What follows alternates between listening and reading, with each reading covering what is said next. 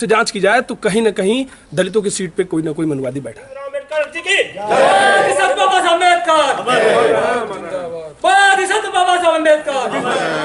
पार्टियां ऐसी हैं जो अपने को राष्ट्रभक्त कहती हैं और धीरे धीरे संविधान का एक एक पन्ना फाड़ करके गायब करती जा रही है। भस्मासुर बना दिया गया, तो जब भस्मासुर को अधिकार मिल जाता है तो उसको जलाता है।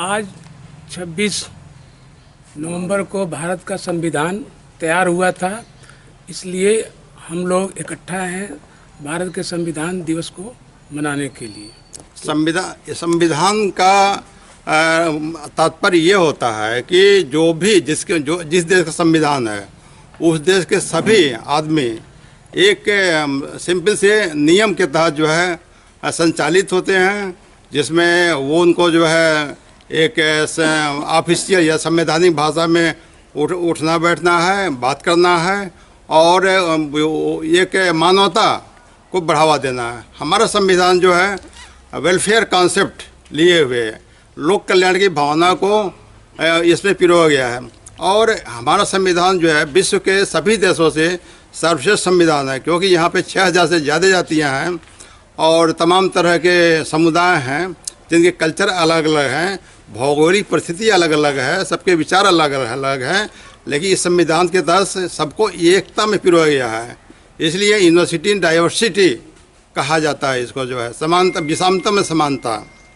और इससे पूरे इस संविधान को हमारा संविधान इतना अच्छा है, इसको अगर अच्छी तरह से लागू किया गया और लागू किया जाए जैसा पिछले उसमें हुआ है श्रीमती कांग्रेस जी के ज़माने और सबके ऊपर, तो हमारा देश जो बहुत ही मजबूत होगा, हमारा कल्चर बड़ा स्ट्रांग होगा और हम अवश्य विश्व में सबसे अग्रणी पंक्ति में खड़े होंगे।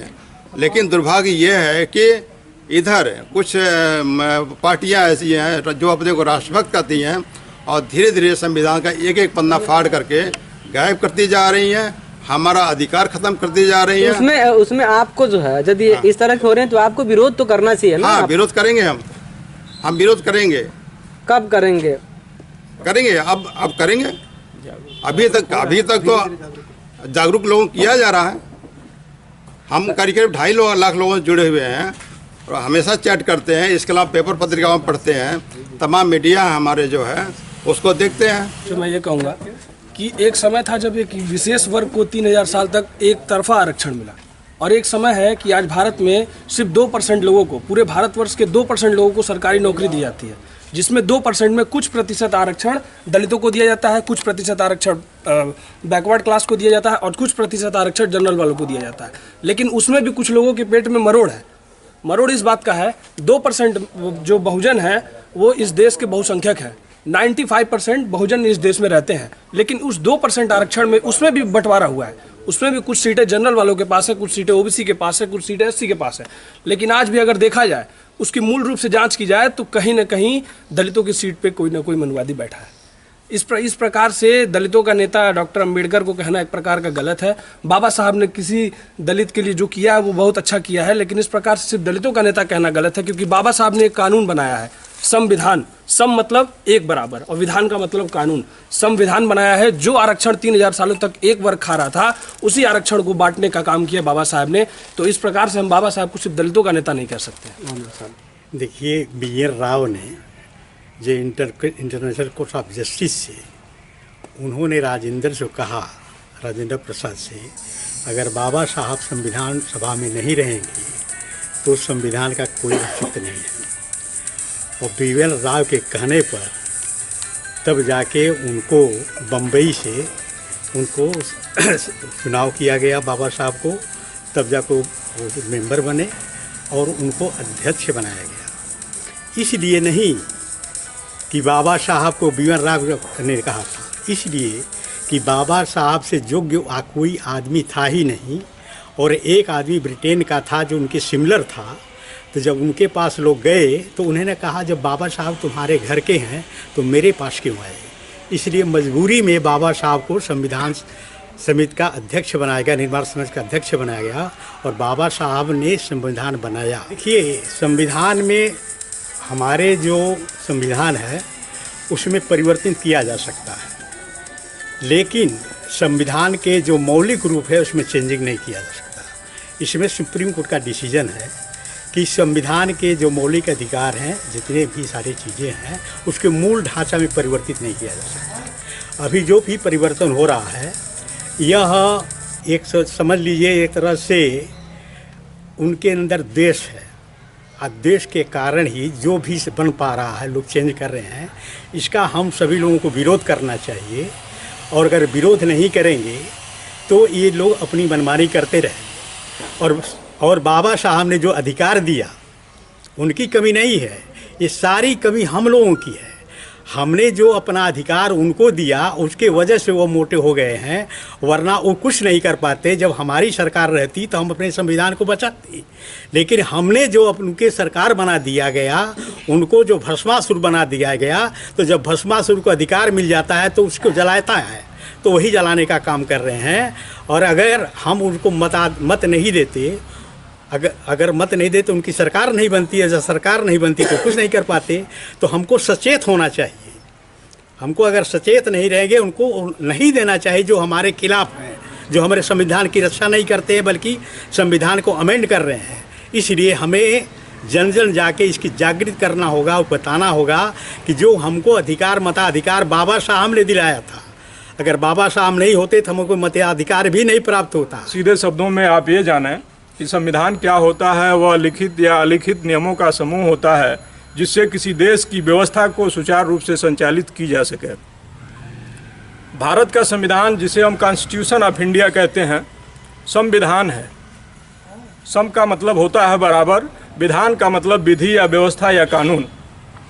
तो हमारे भारत में जितने भी लोग रहते हैं उन सभी लोगों को बराबर का अधिकार देता है आगे बढ़ने के लिए। जैसे प्रियम्बल में अभी हम संविधान की प्रस्तावना की शपथ दिलाएंगे, उस संविधान की प्रस्तावना में बाबा साहब ने लिखा है स्पष्ट रूप से, हम भारत के लोग, यानी भारत में निवास करने वाले प्रत्येक व्यक्ति जो भारत में रह रहे हैं, स्वतंत्रता से पूर्व जो भारत में आ गए वो भारत के निवासी हो गए, और जो रह रहे हैं उनको सामाजिक, आर्थिक, राजनीतिक रूप से समान न्याय देने की बात हुई। विचार, अभिव्यक्ति, विश्वास, धर्म, उपासना की स्वतंत्रता, प्रतिष्ठा और अवसर की समानता उपलब्ध कराने के लिए इस संविधान को आज ही के दिन 26 नवंबर 1949 को संविधान सभा, जिसकी अध्यक्षता बाबा साहब डॉक्टर भीमराव अंबेडकर जी के नेतृत्व में हुआ, आज ही एक अंगीकृत, अधिनियमित और आत्मर्पित किया गया। चूंकि बाबा साहब का जो मेन स्लोगन था एजुकेट, एजिटेट, ऑर्गेनाइज्ड, बाबा साहब ने 3 मूल मंत्र दिया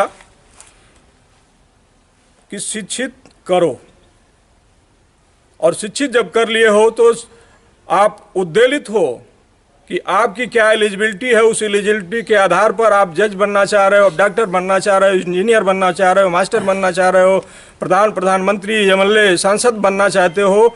यहाँ सरकार की जो व्यवस्था बाबा साहब ने भारतीय संविधान में दिया, टाइप्स ऑफ गवर्नमेंट, व्यवस्थापिका, कार्यपालिका और न्यायपालिका।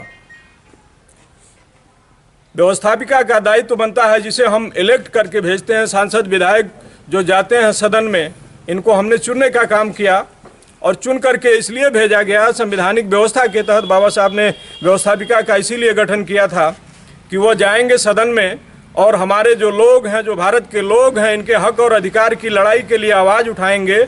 लेकिन दुर्भाग्य रहा कि जो आज विशेष व्यवस्था हम बता रहे हैं, SC, ST, OBC और माइनॉरिटीज़ के लोगों ने नेतृत्व खड़ा नहीं कर पाया।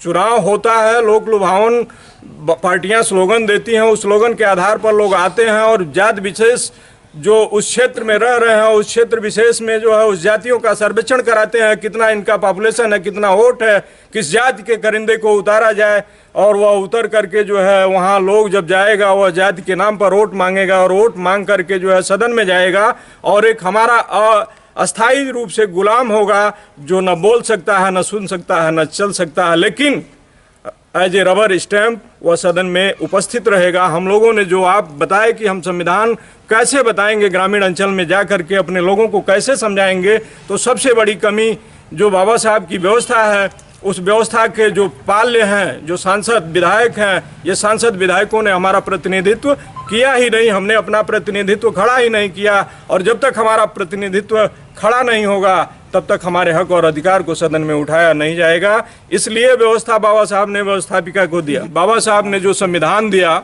या जो नेतृत्व किया, बाबा साहब को अगर समकालीन विश्व को अगर हम देखते हैं, कंपैरेटिव स्टडी करते हैं विद्वानों के क्षेत्र में, तो संभवतः पूरे विश्व में बाबा साहब डॉक्टर भीमराव अंबेडकर जैसा कोई विद्वान नहीं था।